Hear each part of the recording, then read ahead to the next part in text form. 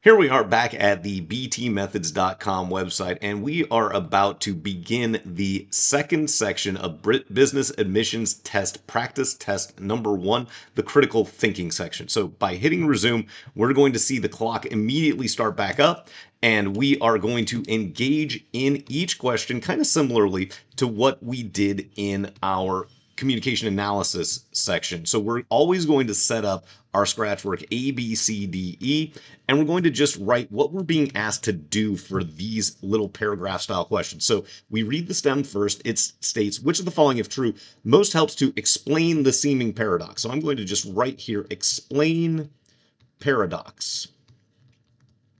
And each of these should be self-contained little paragraphs. They can do some different things. There might be 2 questions for 1 paragraph in other versions of the exam, but you're still going to engage in the same process. So we read the paragraph up front now. Virtually all eligible voters who took part in a recent survey of political attitudes in our, well, I'm just going to call that A, stated that because political candidates from the major parties are incompetent or corrupt or both, it is a complete waste of time to vote in A elections. Yet nearly 80% of eligible voters chose to vote in the most recent A election. So I'm going to write just PE as predicted explanation. We just need to find why the survey saying voting is waste of time, we actually had 80% of the voters chose to vote. So we just need to find an answer that says, actually, this survey sample is not representative of what actually happened. So moving to our answer choices, and again, if you've watched any of our other BAT videos, you may remember that the A, B, C, D, E is kind of out of order, so we'll be careful as we work through it, but you just kind of have to work through this structure, understand that it should not look like on this on test day because you won't be splitting your screen as we are during this explanation video. So choice A, eligible voters who chose to vote in the most recent election were compelled to vote for at least one candidate they knew to be incompetent or corrupt or both. Okay, well, great, but that doesn't explain why they chose to vote in the first place. So this would need additional information. So goodbye to choice A. Then choice C, all eligible voters who took part in the recent survey gave truthful answers that accurately reflect their views concerning politics. Well, that's great, but again, if anything, it makes the resulting outcome seem less reasonable, so C is really a reversal. Then choice E, those voters who took part in the recent survey acted in accordance with their beliefs by refusing to waste time voting in the recent elections. Again, if that's true, then why is 80% voting? So this is a reversal that kind of makes the paradox seem worse. Then choice B, only eligible voters who did not choose to vote in the most recent election were included in the recent survey. Well, ding, ding, ding, that is exactly articulating there's a bias. So we'll select B at this point, and then choice D, candidates from some major political parties are competent but corrupt, whereas candidates from other parties aren't competent but honest. Wonderful. I have no idea how that relates, and we'll click next. So we'll just set up another scratch work underneath. We got A, B, C, D, E. Again, put the little line over top, and we read the question first. It asks, which of the following, if true, would most help strengthen the claim that LAM was used as a ship repair base by 11th century Viking explorers? When you get the conclusion as part of the question stem, you can really expedite the approach. So we just need to strengthen that LAM equals 11C V ship repair base. And then I do want to read the paragraph, of course. Some scholars believe that LAM in Newfoundland was a ship repair base for the 11th century Viking explorers of the land that the Vikings called Vinland. Artifacts discovered at LAM include carved pieces of wood similar to wooden ship repair pieces excavated from a 9th century Viking settlement in Ireland. So I could just add here, because of the wood looking like 9th or 9C Viking wood. So we just got to show this evidence does indicate what it's claiming to. So scrolling down, we go through the answer choices, starting with choice A. It reads, ship repair facilities have existed in Newfoundland since the late 1700s. Late 1700s, that's just chronologically absurd. This would need a ton of additional information. You could just put NAI, go to choice C. Any Vikings who explored Vinland must have been based in Greenland, but during the 11th century, the Viking settlements in Greenland had neither the population nor the wealth to send ships to explore Vinland. Well, that weakens the relationship. So that's a reversal. So goodbye to choice C. Choice E, a number of clothes fastening pins of an 11th century Viking design were among the artifacts unearthed at LAM. Well, that's showing that we've got more Viking stuff. So E seems to match. On the exam, go briskly through B and D. B says the main written sources of information concerning Vinland are two Icelandic sagas that disagree about the type of sailing vessel. What we need a ton of additional information to relate that to the conclusion. And then choice D, the carved pieces of wood found at LAM are almost identical to carvings made by Native Americans who lived near LAM in the 11th century. Well, that shows another possible reason that they were there. So that too is a task reversal. We hit next to the next question. We'll just clear out our scratch work for this next problem. So here we are presented not with an argument task question, we're being presented with an inference task question. It's largely the same initial setup, A, B, C, D, E. We're going to just write out must be true as the task. So now we're going to just track individual statements of fact and then find an answer choice that is guaranteed to be true based on those facts alone with no additional information. So the first sentence says, the TU mite is an agricultural pest that feeds on many crop plants, including tomatoes. So we know that the TU mite feeds on crops, including T's for tomatoes. Some tomato farmers manage this threat by introducing the GO mite, a predator of TU. So we know that some tea farmers use the GO mite to eat the TU mite. Then, fact 3, other tomato farmers spray their crops with miticide. So other, and we'll just write TF for tea farmers, use M-side for miticide. And then we know that that miticide kills all mites within the area that is sprayed. So M-side kills all mites in the S for, or I'll just write spray area.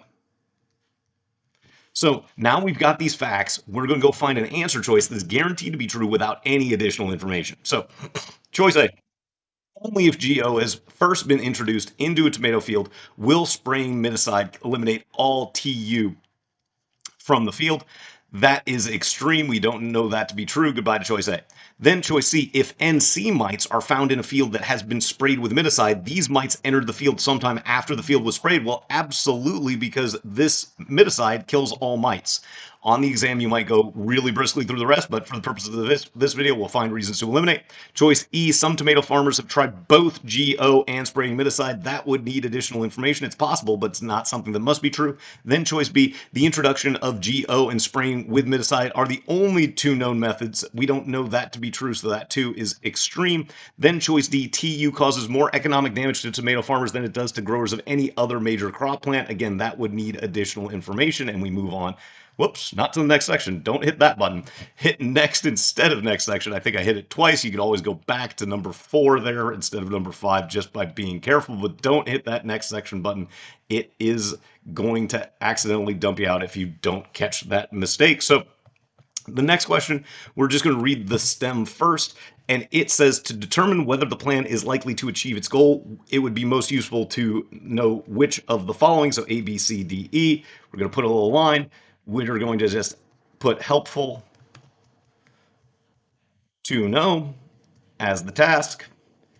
And so we're going to just read what the plan is and then write out as a prediction, as kind of my predicted help, PH for predicted help, what would help determine if that plan is going to work. So the small but affluent nation of NM faces a serious shortage of manpower in the private sector. As a result, about 30% of the workforce in NM is comprised of foreign workers holding work permits. Some of the foreign workers are skilled, some others are unskilled. To alleviate the labor shortage, the government of NM plans to offer permanent residence status to any skilled work permit holder who has resided in the country for longer than 2 years. So predicted help is just determine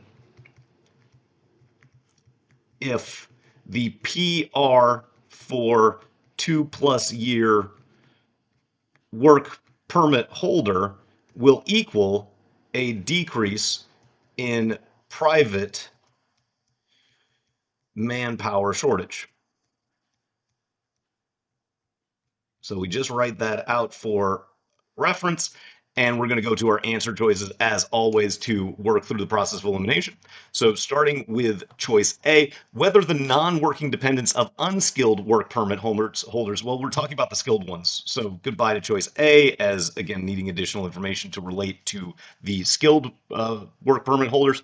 Then choice C, whether permanent residents of NM are disqualified from applying for certain jobs in the public sector. Well, how is that going to affect the argument? I don't know anything about how the permanent residents being disqualified for the public sector is going to affect the private sector. So goodbye to C. Then choice E, whether the average duration of gainful employment in NM is greater among foreigners who are permanent residents than it is among foreigners who hold skilled work permits. Well, that's exactly what we're looking for, because it's going to help determine whether they stay longer as permanent residents than just these skilled work permit holders. So E is going to be our correct answer. Again, on the exam, you'll go briskly through B and D, but if we take a look at choice B, renounce allegiance to any other country, how is that going to impact? That needs additional information. And then choice D, whether the government plans to introduce a new migration scheme allowing skilled foreigners who have never worked in NM to apply for permanent residence. Well, if they have a plan, does it actually happen? I have no idea. So that needed a bunch of additional information.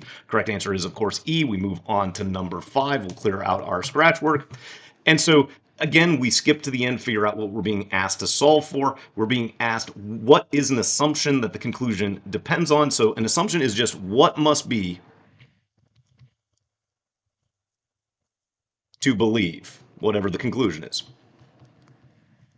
And so we basically can have that as the introduction of our prediction. So we've got this paragraph saying a parole program offers prisoners a chance to be released from prison early, subject to various conditions. A violence risk assessment conducted by a qualified psychologist is an essential step in an effective parole screening process, because such an assessment will prevent prisoners who are unsuitable for release from being considered for parole. So to believe that the plan for a VRA, for violence risk assessment, by a psych qualified psychologist equals no unsuitable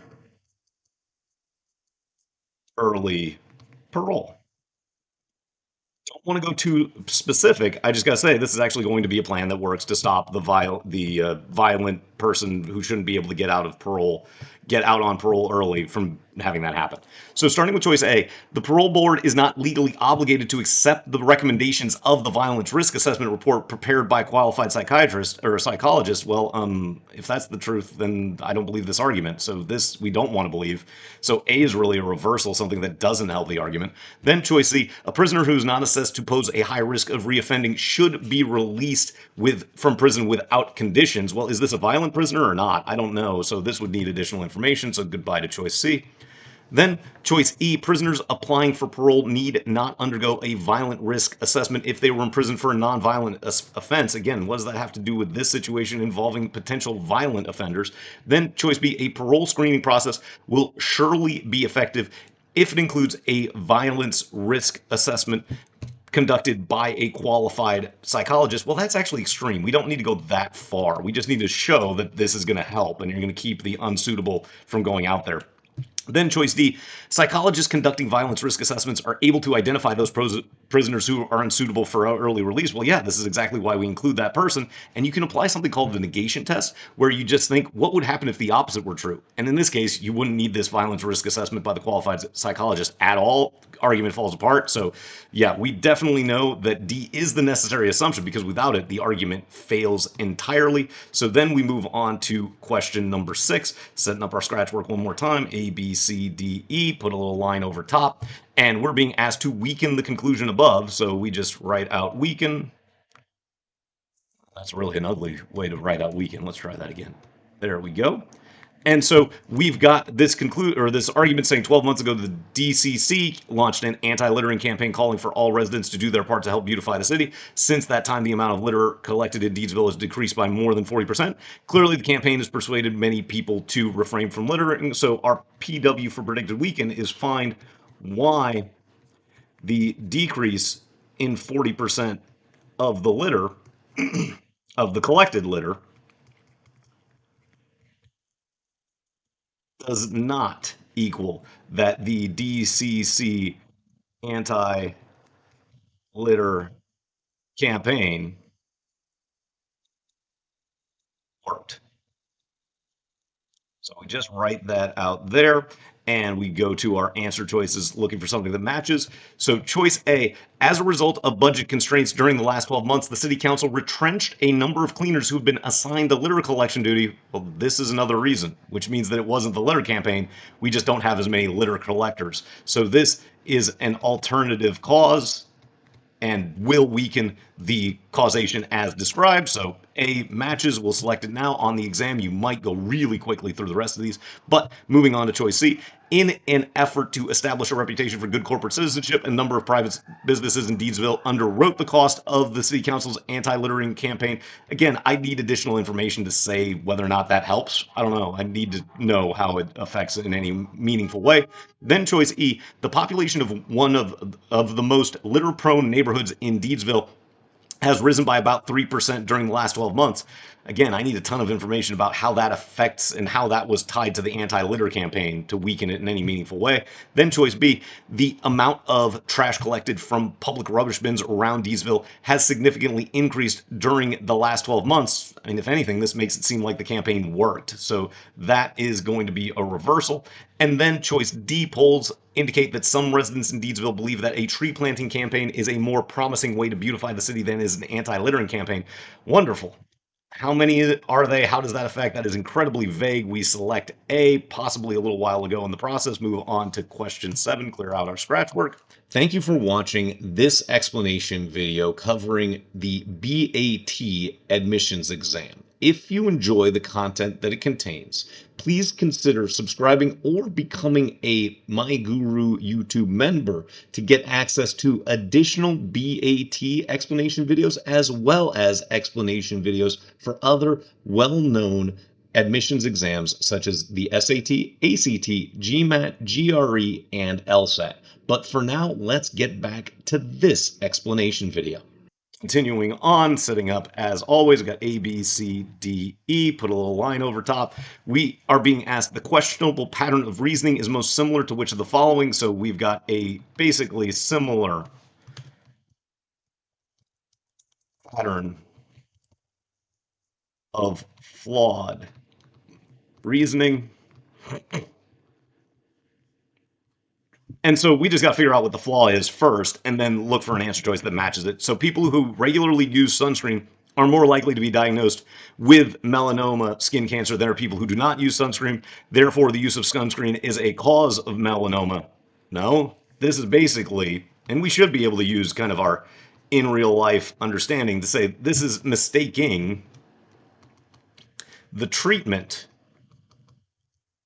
for a condition as the cause of the condition. Because if I have melanoma skin cancer, or have had melanoma skin cancer, well, I'm probably going to want to use sunscreen. The sunscreen didn't cause the melanoma. So we've just got that in mind as we go through our answer choices, scrolling down, starting with choice A. Some non-smokers suffer from emphysema, therefore smoking is not a cause of emphysema. There is no treatment here, so A just does not match. Choice C, because some individuals are genetically inclined to obesity and obesity can result in type 2 diabetes. Any individual who's genetically inclined to obesity will inevitably suffer from type 2 diabetes. Again, there is no treatment here, so goodbye to C. Choice E, melanoma skin cancer can be caused by ultraviolet A radiation, therefore melanoma skin cancer cannot be caused by ultraviolet B radiation. This is a bad argument, but there's no treatment here. Make sure you don't just grab a flawed argument. Make sure you grab one that's similar to what we just saw. Then choice B, Water-resistant sunscreen is more likely to be used by athletes playing outdoor sports in hot weather conditions than by members of the general public. Consequently, most buyers of water-resistant sunscreen are athletes. We're not talking about the qualification most, so goodbye to B. And then choice D, reliance on blood pressure medication increases the risk of heart attack because those who take such medication are more likely to suffer heart attack than are those who do not. Well, there's mistaking the treatment for the cause. So D is our correct answer here. We hit next, move on to the following problem number 8.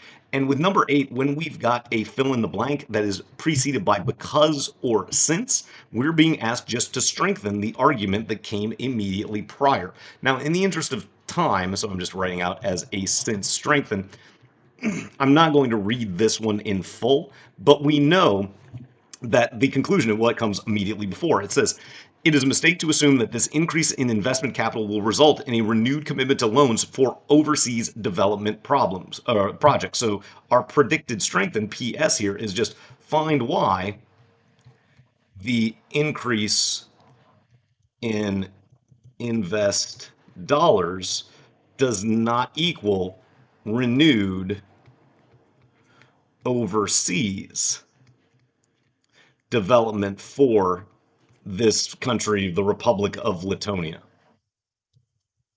So,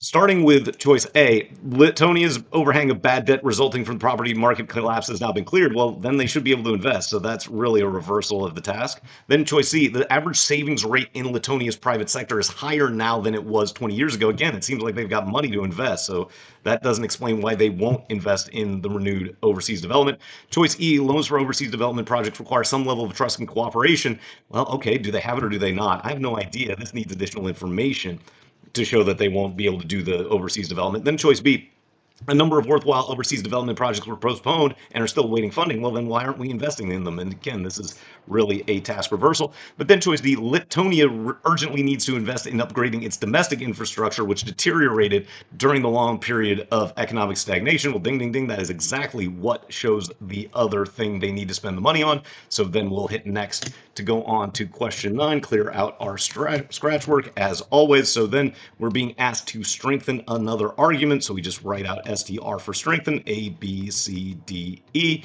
And the conclusion says that diet foods are actually a cause of weight gain. So we want to, as a predicted strengthen, even though it seems like a weird argument, find why the diet foods actually up weight. And this is why you go read the question stem first, because you're probably not going to think this is a good argument, and it might be hard to come up with something to strengthen unless you know that's what you're supposed to do. So choice A, in some cases, those who are severely overweight can reduce their BMI level within the normal range after continuing with a steady diet of low-calorie foods. That makes the low calorie seem good, so that's task reversal. Goodbye to A. Choice C, eating diet foods is normally a consequence rather than a cause of weight gain. Well, that's a reversal. That weakens the argument, so get rid of C. Choice E, overweight people who switch from regular foods to low-calorie foods sometimes eat additional portions of the low-calorie foods, thereby increasing caloric intake. Well, choice E, that shows why it actually causes higher calories, will increase weight. Choice B, some world-class athletes, we need a ton of information about how world-class athletes relate to the general public. And choice D, diet foods provide better nutritional value and contain fewer calories. Well, again, that makes it seem like they're good, not going to increase weight. So that too is a reversal. We hit next for number 10. And actually, we got enough room, so we're just being asked what must be to be assumed to draw the conclusion. So A, B, C, D. So must be to believe, and we can see that a credit card is going to be excluded from money supply. So must be to believe CC should be or should not be in MS definition because it has or creates a liability. So Starting with choice A, whenever a credit card creates a liability that must be repaid, repayment must be made with some kind of conventional money. But what does that have to do with the liability itself? So goodbye to choice A, then choice C, method of payments that enhance consumer liquidity, benefit customers and merchants. Wonderful, but that has no idea about no indication about the definition of money supply. Then choice E, because credit card use creates a liability, it creates an offsetting asset. We're not talking about that offsetting asset. So goodbye to choice E, then choice B. Any transaction that creates an obligation to repay a debt should not be included in a conventional definition of money supply. Well, that explains it entirely. Select B. And then talking about availability of credit cards and indebtedness has nothing to do with money supply, so we select choice B and move on to our first of kind of a little logic game style question. So for these, you're going to just write out what the different variables are as initials, and we're going to actually label out the spaces too. So we've got L, M, N, P, Q, R, and we're going to have an order of 1, 2, 3, 4, 5, 6 spots. So 1, 2, 3, 4, 5, 6. And we know that M is seen immediately after Quincy, so that means that we've got to have Q, then M in a box. They have to go like that. Then R is immediately before N, so RN has to be in a box as well. And then Q is third. Let's just put Q right here, and now we know M has to go here. And then P is immediately after L, so we've got to have LP like that. And now we're going to go to the conditions and figure out what could be true. So M cannot be fifth, so goodbye to A. C, Rohan is the fourth patient seen. No, that's M. P is first. No, P could be 2 or 6. R is second. No, R could be first or fifth.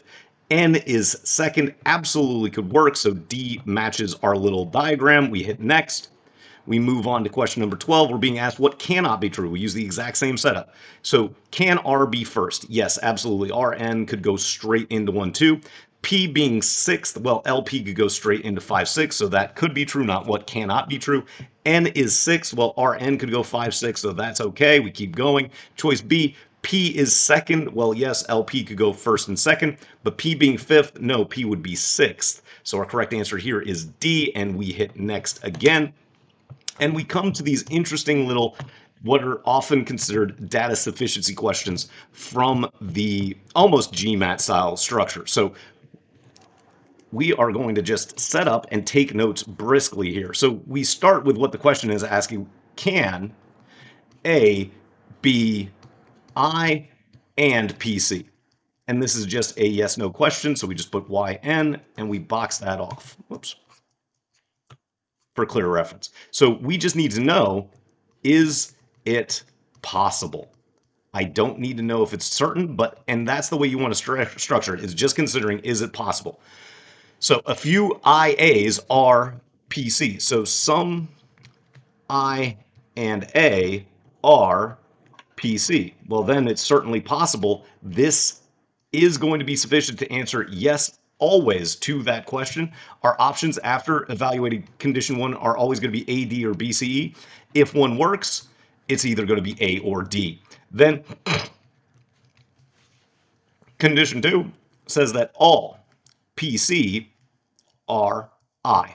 Well, if all PCs are I, well, then you can have a PC that you can have, or sorry, PCA, not just PC. Profoundly creative artists are I. Well, then you've got some A's and I's that are PC. So yes, condition 2 by itself works as well. Our correct answer is D. We hit next to move on to the subsequent question.